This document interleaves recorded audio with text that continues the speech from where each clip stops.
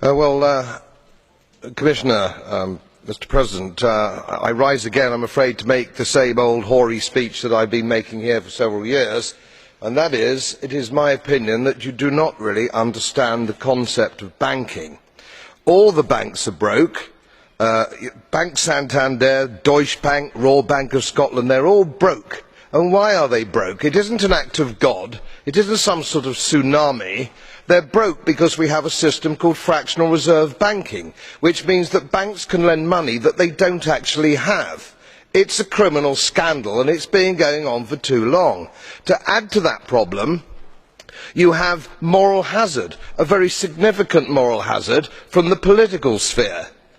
And most of the problem starts in politics and central banks, which are part of the same political system. We have counterfeiting, sometimes called quantitative easing, but counterfeiting by any other name. The artificial printing of money, which if any ordinary person did, they would go to prison for a very long time. And yet governments and central banks do it all the time.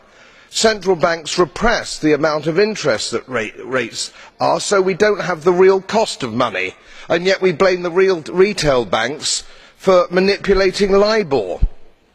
The sheer effrontery of this is quite astonishing. It is central banks that manipulate interest rates, Commissioner.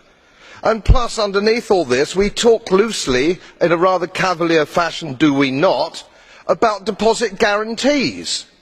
So when banks go broke through their own incompetence and chicanery, the taxpayer picks up the tab. It is theft from the taxpayer. And until we start sending bankers, and I include central bankers and politicians, to prison for this outrage, it will continue.